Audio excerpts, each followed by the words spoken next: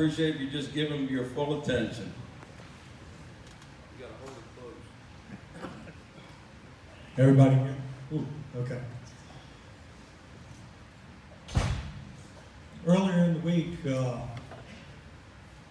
Billy called me and he said, you know, Billy, he said, man, I was wondering if you could tell your story today.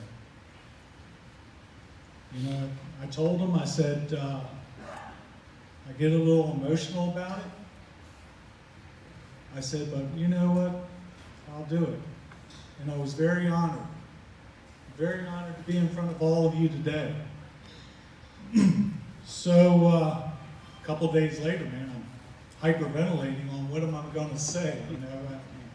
Telling that you're going to talk, but I said, you know, I gathered some thoughts together, and Billy told me just to talk from your heart. So, like I say, I gathered some thoughts together, and I'd like to tell you a little story about myself. On July 4th of 2017,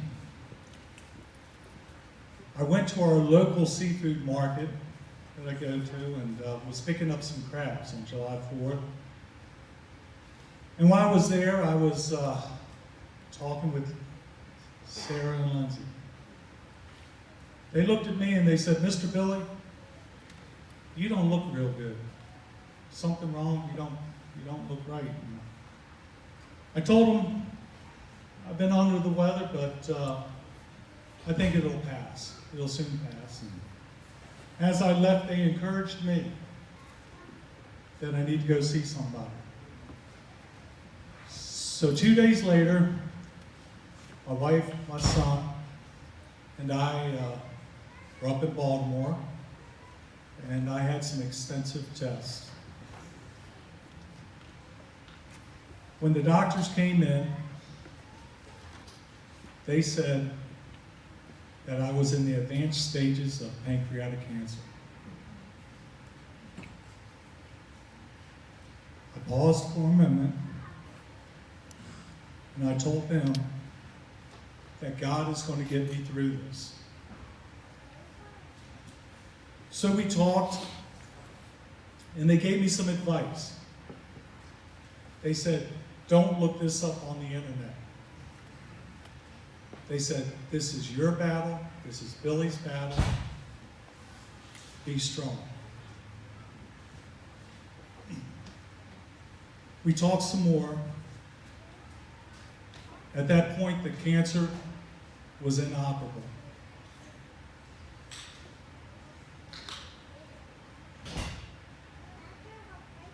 Several days later,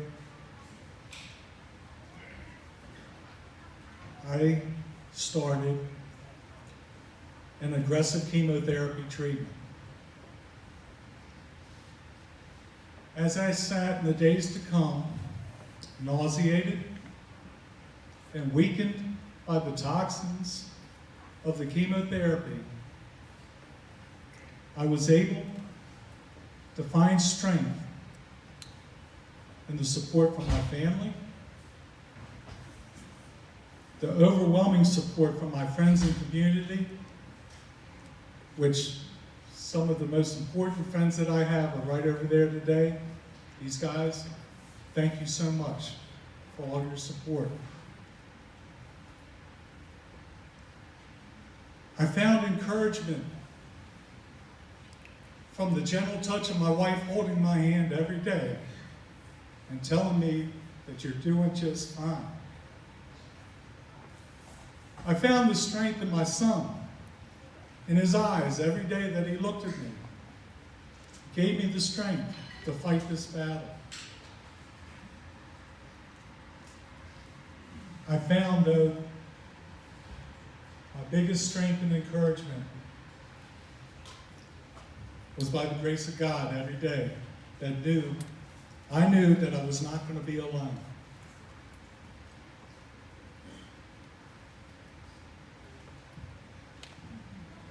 A few months later, I was blessed to be evaluated by Dr. John Cameron out of Johns Hopkins University.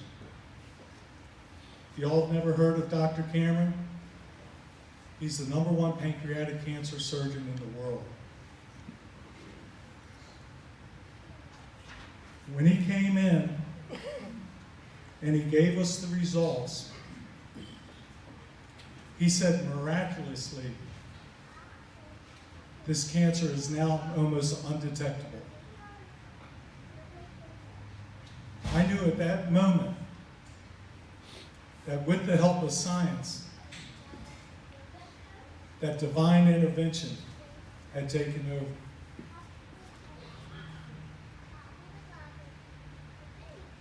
On October the 19th, I had the Whipple surgery. And I stand here today in front of you, 2 years and 91 days, as a pancreatic cancer survivor. Yeah.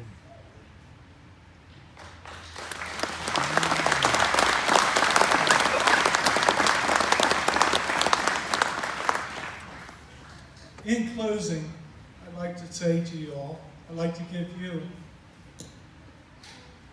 a little advice. If you know of anyone that is sick, anyone that is having emotional difficulties, anyone that is having addiction, treatment problems, give them a text or give them a call. Just ask them, how are they doing? Ask them, tell them that you care. And if you don't know what to say, just tell them that you love them. But remember to tell them that with faith, God will never let you be alone. Thank you, and God bless you all.